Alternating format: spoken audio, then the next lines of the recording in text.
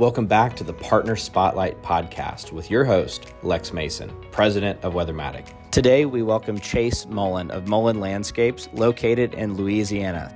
Chase and his team have built an incredible business, starting from a mentorship and evolving eventually into what we know today as Mullen Landscape. Join me today as we talk about how a mentor and Chase work together to establish Mullen in the Louisiana marketplace and all the things that he is leading his team to develop an even better business in years to come. Let's jump in.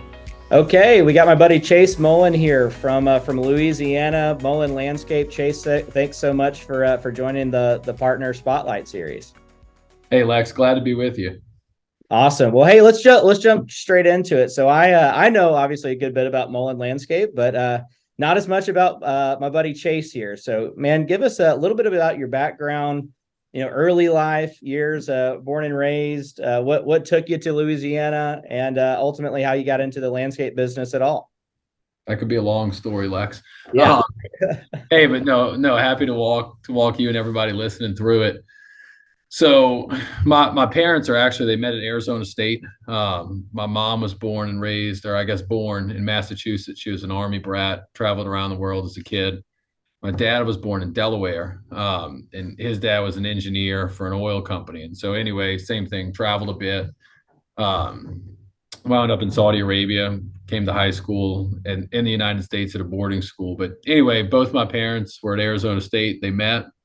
My mom's parents at that point, my grandfather was retiring from the Army and he was stationed in New Orleans. And my dad's brother, my uncle, was at LSU. And so anyway, my dad's older brother trying to convince his younger brother, hey, come with me, bro, right? Come to LSU. It's cool here.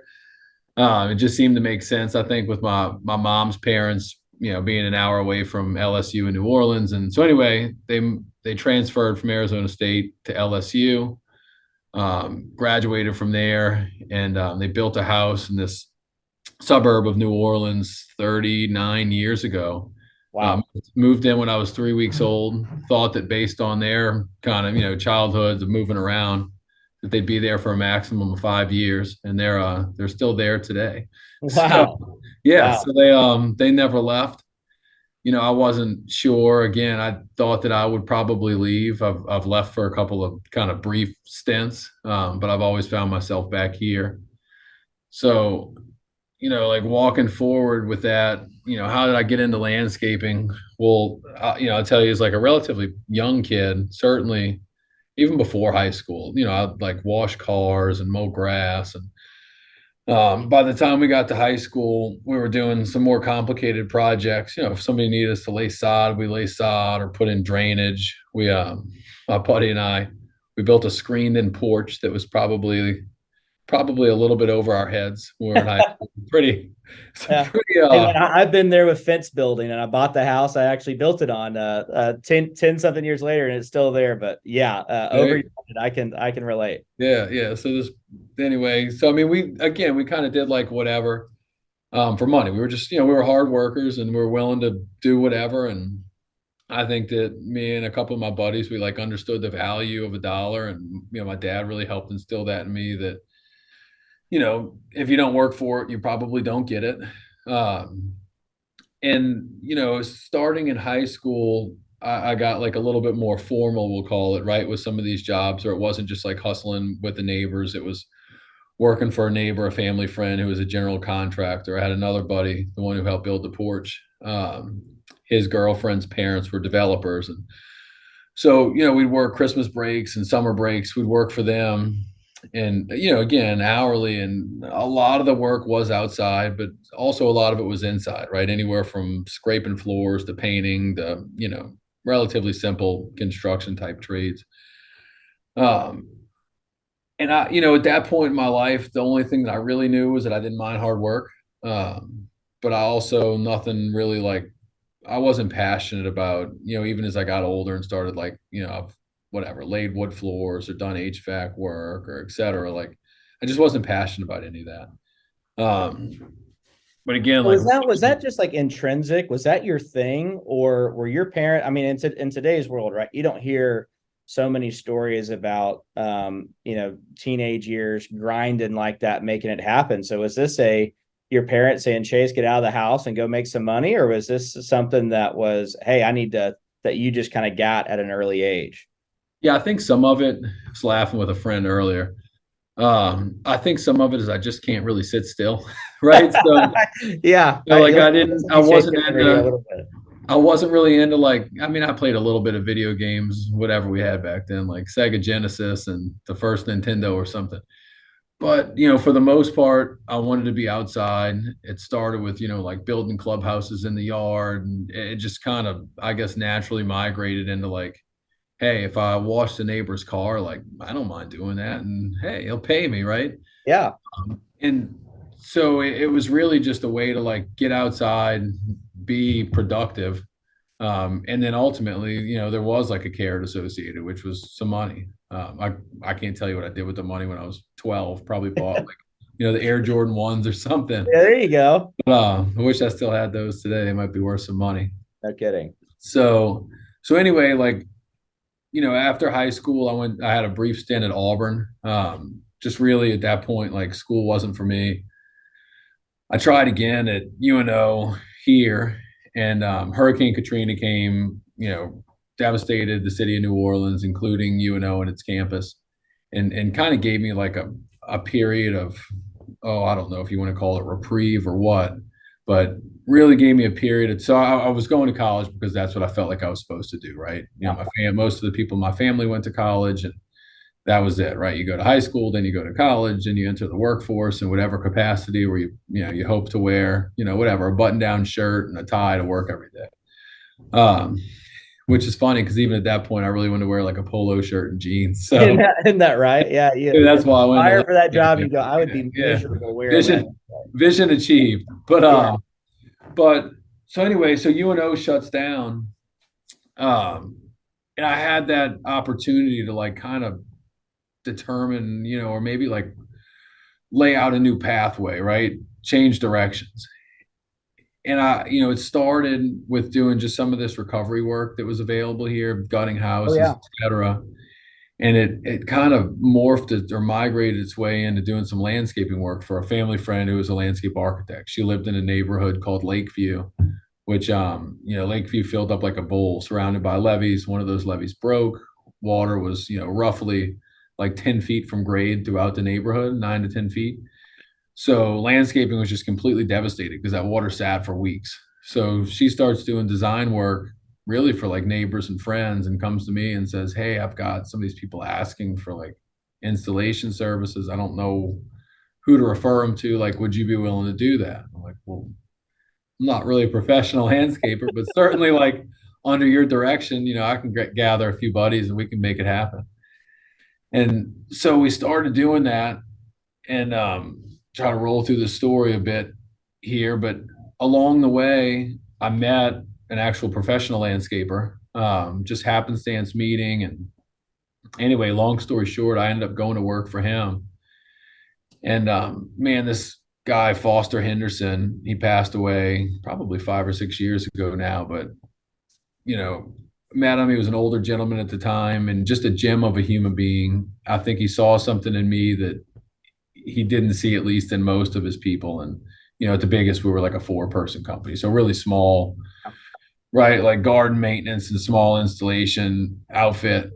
And Foster spent, I can't tell you how much time bringing me to suppliers, teaching me about plants, letting me come with him to, client interaction meetings. And I asked him pretty early in my tenure with him if it really made like financial sense to bring me around. I'm like, Foster, I'm happy with the shovel.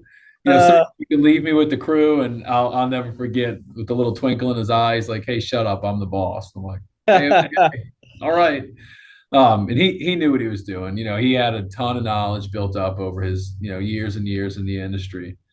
And he was looking for somebody who was willing to receive that knowledge, right? And who he believed would do something with it.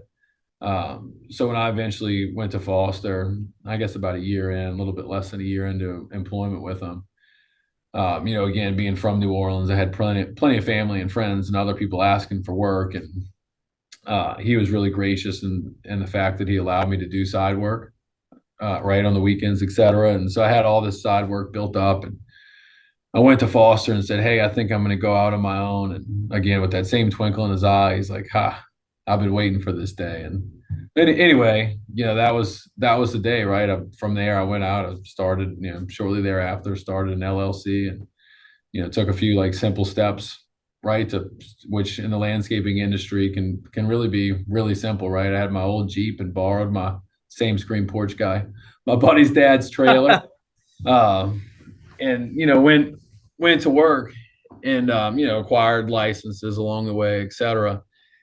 And so that was it. That's like kind of the background story. I could get more into Oh man, I love lots of that. side trails of things I've done right and many of the things I've done wrong.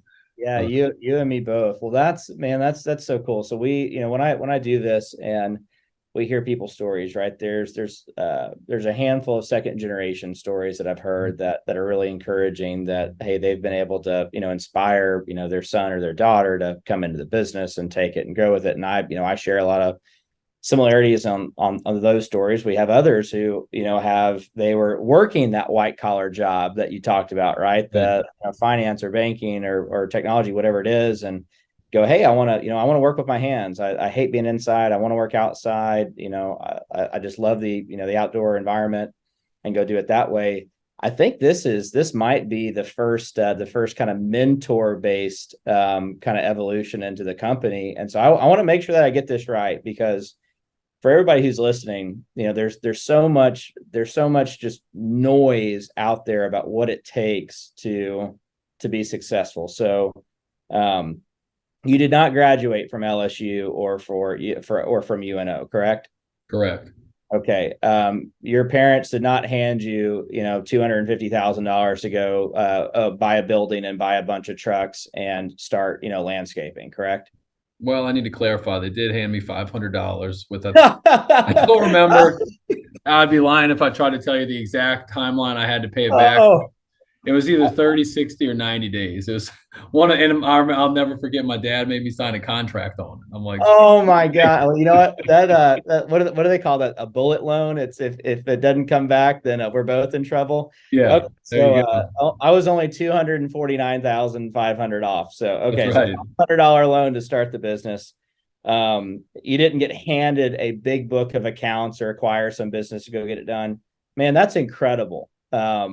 You found somebody locally, you jumped at an opportunity. I mean, you and I, before the call hopped on, I always like to talk about, the turning points or that pivotal moment where it went from, kind of a hobby or a thought into reality. So, that's you owe a little bit to Mr. Foster there. That's I do. Absolutely.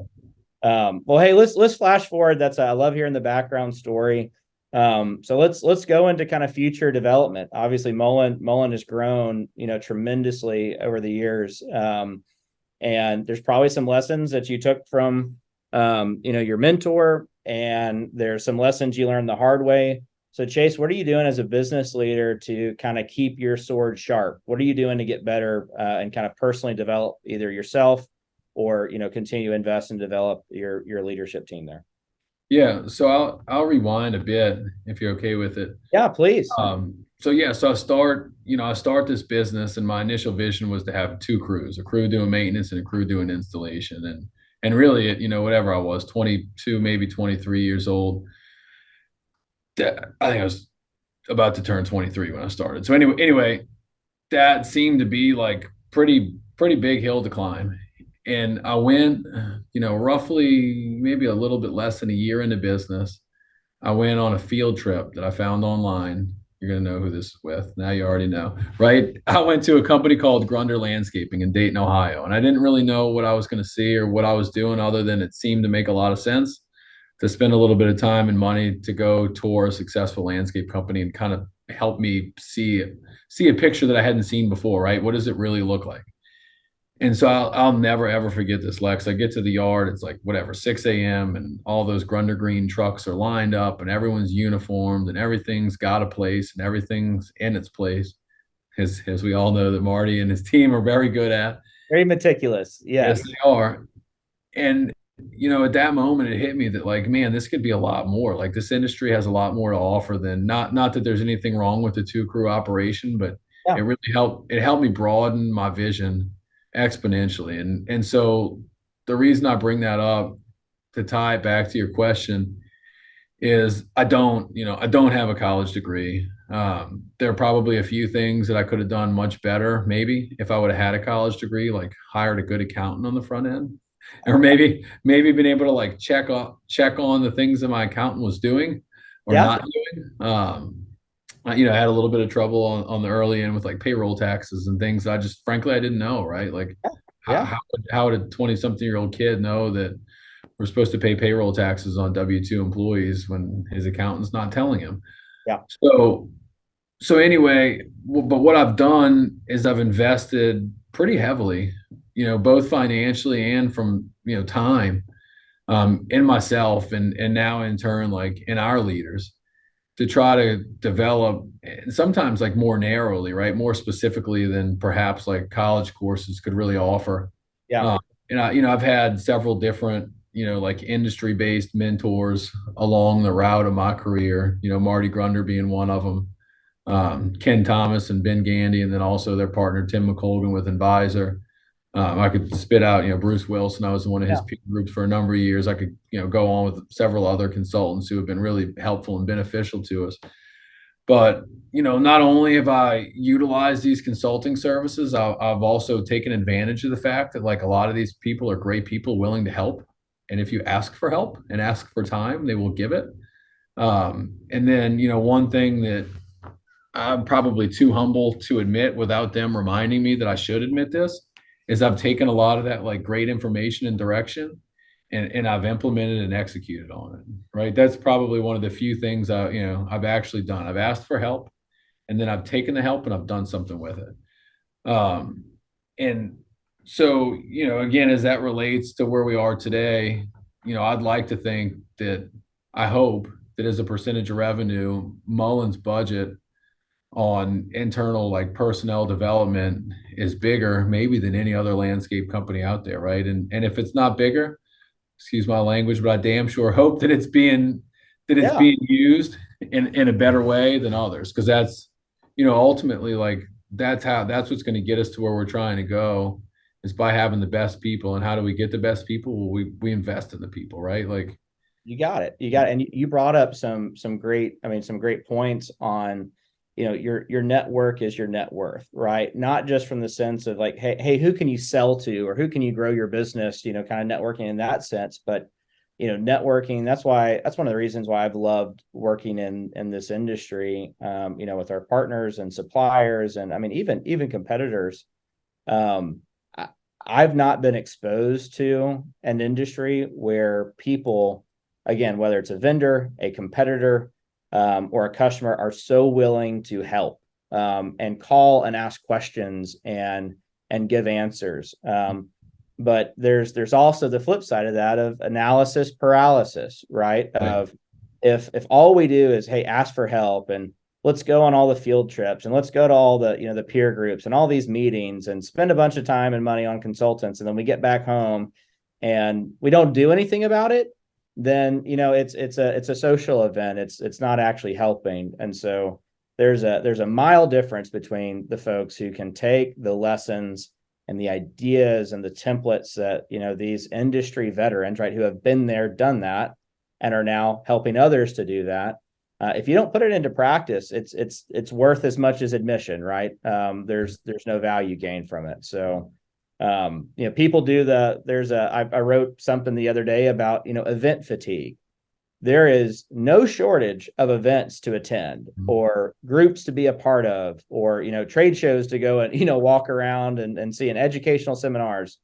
Go to fewer and push those ideas deeper, and I promise everybody, I promise that it'll pay off. And we've done the same thing here. That surrounding yourselves with people, not just people where you are, but people that you aspire to get to that level or to get to where they are one day. I forget who says it, but if you look at the 5 people that you're closest to, you've got an 85% probability of ending up exactly where they are. So are you surrounding right. yourself with people that are where you want to be, or the person that you want to be physically, spiritually, business wise, ambition wise, or are you going to stay stagnant? So that's love hearing how you plowed that into the business there. So I've got a big family, and welcome to the 3-kid club also. So glad to hear Thanks. that baby boy is healthy and happy and everything there. So walk down that path for us for a minute. So what's it been like growing and leading, right? You're the fearless leader, right? You're the person at the front of the front of the pack. What's that been like balancing, leading and developing a growing business while also having a very full, personal plate? So how have you balanced the two? Yeah, that's a great question.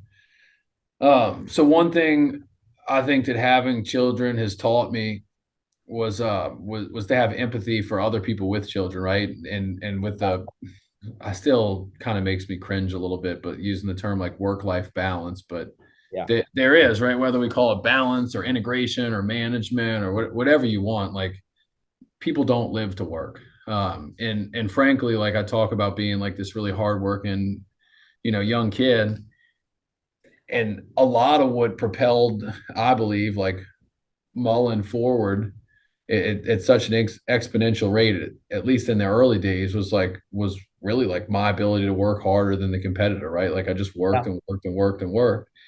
And that's great, like for me as the owner in my early 20s. But to expect others to do that, and then also to continue to do that myself is somewhat unrealistic. I could do it myself today at the expense of my family and those Yep. around me who need me for things outside of work.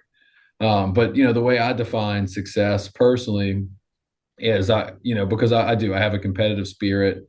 My parents told me from the time I was a little kid that they didn't care what I did as a career. They just wanted me to be the best that I could be at whatever it was that I chose. And so I believe that, like, let's say in this industry, and with Mullen specifically, like I believe that the best is yet to come. Right? We've still got a lot of capacity and a long way to go.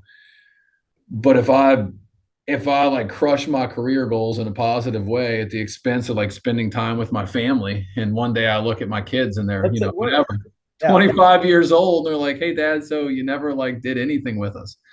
That's, to me, that's a huge loss. However, if I can fulfill myself and fulfill the people here, right, career wise and success company wise, and spend time with my family, then that's a win. And I'm sure you know this, Lex, because you're a member of the 3-kid club too, right? Whether you're a member of the 1 kid or a member of the 10 kids or a member of the no kids, and you just have a family that you care about, a spouse, others, etc. I have to make time for those people, right? That's to me like the most precious resource is time. And there's only so much of it that I can give to anywhere. And that's just, I find that like part of the cool challenge of life, right? Is I like challenges, and it's like, here's the challenge. Like, how do you make it to yesterday we had to be at the football game at 5:15. Like, how do we do Yeah. that? What are we doing? How do Yeah. we do that? Yeah, well, we figured it out, man. We made it happen.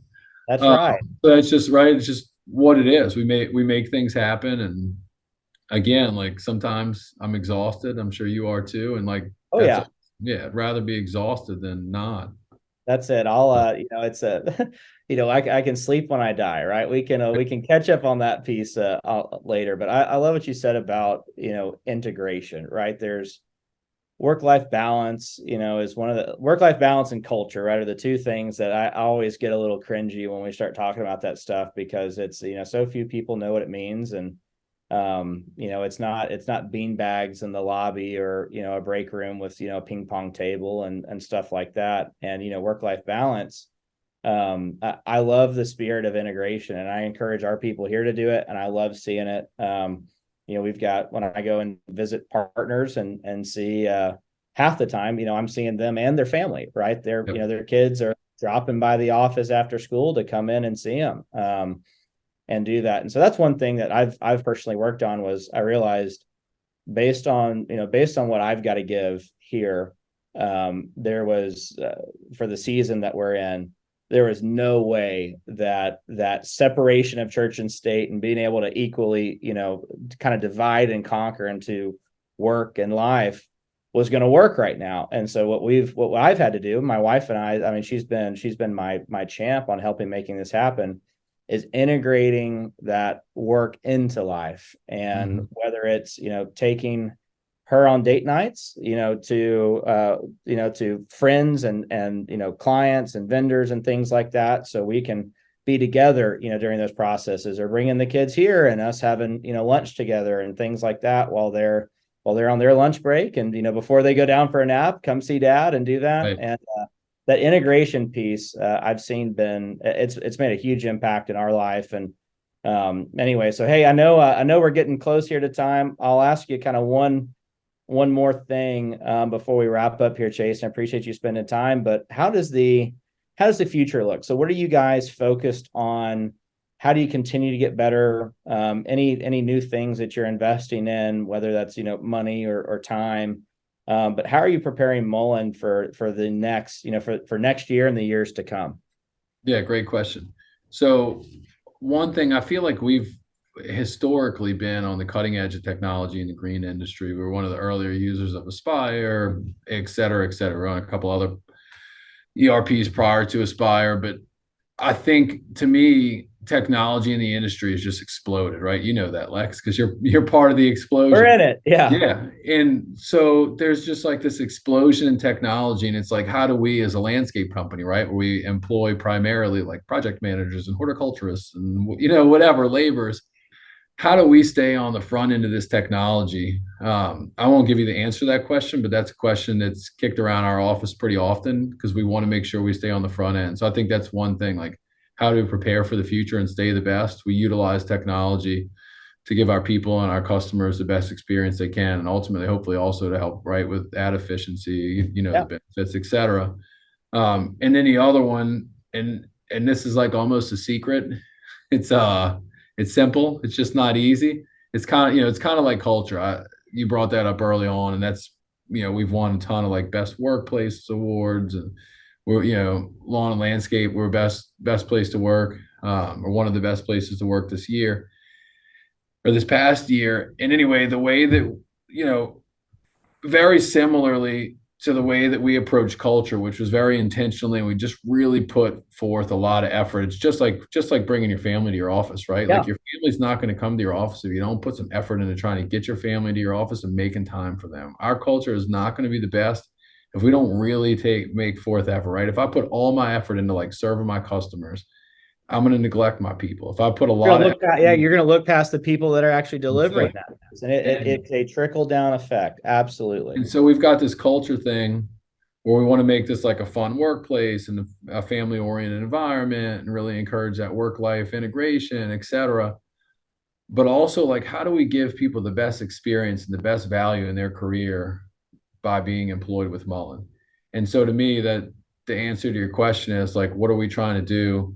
We're trying to like hyper develop our people in terms of like, again, being really intentional, really having like real budget, spending real time, bringing in, oftentimes it's some inside development, but also some outside development, right? Like bringing in experts and utilizing our in-house experts to really help people here become better. And, hopefully they stay with us throughout the duration of their career, but also the ones who choose to leave, I hope that when they leave Mullen and say, man, that was a great, whatever it was, 5-year run. I got better as a result. And maybe maybe there's a better opportunity that presented itself to me as a result of being employed there. And that's, again, I want everybody to retire from here, all the good ones, but I certainly, if nothing else, I want the people who are here to have value in their employment and their tenure with Mullen.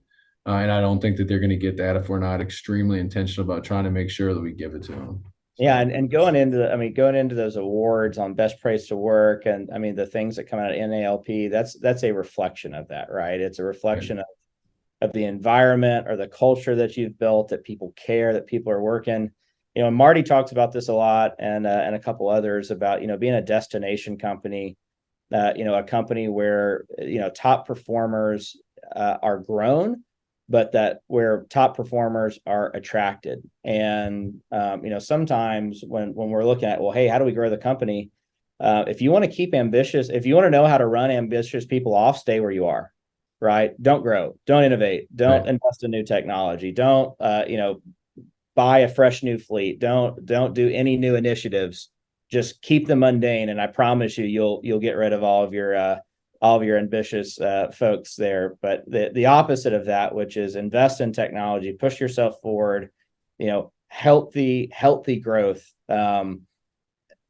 If you want to have a culture and a business that's growing, you got to have people that are, passionate about growing themselves and investing in it, and that enjoy coming to a place to work. We Exactly. spend so many hours, in this office or traveling to go see customers and do all that. I always tell everyone, it's like, make it a really great place to work so that you enjoy every moment that you're there, and buy yourself a nice mattress, because the amount of time that you spend either asleep or freaking at work, both of those things better be a pleasant experience. 100%. And if it's not, then I mean, life is it's tough. It's tough, and a lot of leaders are in that kind of evolution of, okay, life comes at you fast. You open a business or you start a partnership and you start driving down trying to fix everything, and then you lose track of what's going on at home, and the work life or the work integration thing, kind of gets out of whack. So Mike always jokes he's going to write a book one day called the only thing you have to do right is everything. You have to do everything right to get there. But hopefully somebody here grabbed an idea or two. So Chase, congratulations again on the Best Place to Work award. All the accolades from the NALP. You guys are doing great things, and hopefully we'll this will inspire somebody to reach out and really find out what else is out there in this green industry career wise. So thank you, buddy, for being a part of this. Yeah, I appreciate you inviting me. It's if nothing else, hopefully people did. More than one person got something out of it. But if nothing else, Lex, it's always enjoyable to talk with you. If any listeners have questions, probably email is the easiest way. Yeah, I always respond. I'm happy to spend time, just like other people have spent time with me. My email is chase@mullenlandscape.com. So look forward to hearing from anybody that might think I have something to help them with. So thank you, Lex. Have a great day too, man. Good luck. Got a couple more hours left in the office, and you got to get home to those kids. So that's right. We with got the we rest of got your day. ballet. We got ballet this afternoon, and then a what is it? A cheerleading something. Anyway, so I we'll be love it. running all over town here. That's awesome. All All right, right, buddy. stay in touch. Hey, Thanks, be Lex. good. Thanks, buddy. All Take right, care. bye bye.